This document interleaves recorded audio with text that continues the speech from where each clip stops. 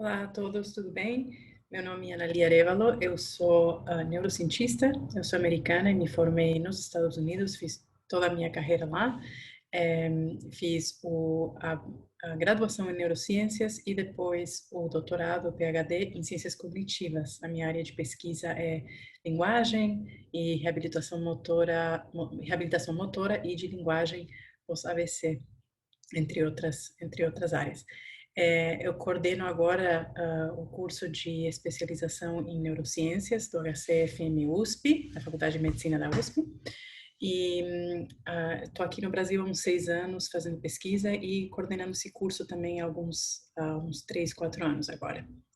Eu fui convidada hoje para conversar com vocês um pouquinho sobre uma curiosidade, talvez, um dos mitos que a gente tem sobre o cérebro, falar um pouquinho sobre, especificamente sobre o período de 0 a 3 anos de idade. E a ideia ali é entender o que é tão importante sobre esse período da vida e como que os educadores podem usar essa informação no seu benefício, né? No benefício dos alunos, por exemplo. Então vamos lá, o que é um período crítico? Muitas vezes as pessoas falam em períodos críticos ou períodos particularmente importantes da vida, né? Um período crítico geralmente se refere a um período durante o qual o sistema, o cérebro no caso, precisa receber estímulo suficiente para crescer, para desenvolver de forma adequada. Mas também o período crítico, geralmente o período de alta, não só de alta sensibilidade, mas também de alta vulnerabilidade, ou seja, as coisas boas que acontecem vão ser aproveitadas ao máximo e as coisas ruins, né, falta de cuidados, enfim, traumas, podem levar a desfechos muito ruins, né? E interessante também diferenciar entre um período crítico e um período sensível. Porque enquanto na biologia em geral, em sistemas, em animais, em outras espécies, a gente vê evidências muito claras para períodos críticos, ou seja, o fato que algumas coisas têm que acontecer nesse período, e se não acontecer nesse período, nunca mais vai acontecer, ou nunca mais vai ser aprendido, ou nunca mais o indivíduo vai conseguir adquirir esse conhecimento.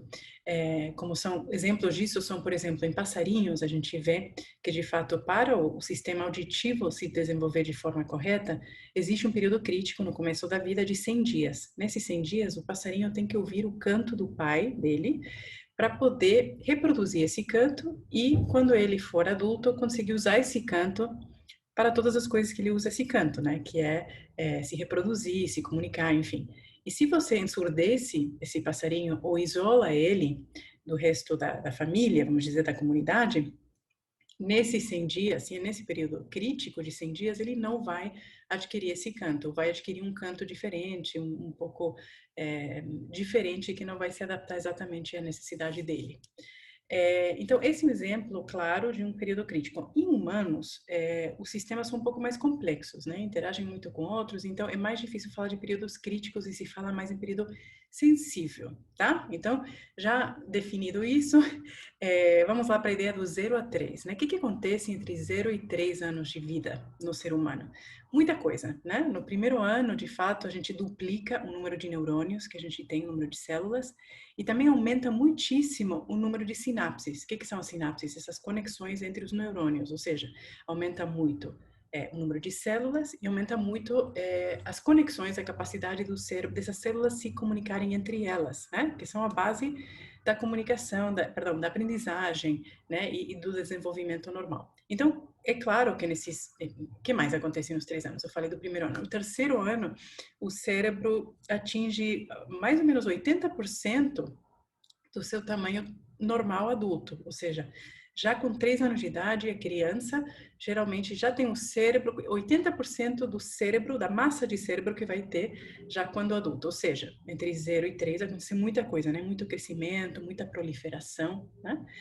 Mas não é só crescimento que acontece. O que acontece também? Acontece uma coisa que chama poda sináptica, né? Uma poda significa que, além das células e as sinapses crescerem, interagirem e duplicarem, enfim, e proliferarem, existe um mecanismo pelo qual aquelas conexões que não servem, que não, vamos dizer, se uma atividade é feita uma vez e não várias, essas conexões que se formam na hora de fazer essa atividade não vão se reforçar, não vão ser reforçadas, então não vão se manter.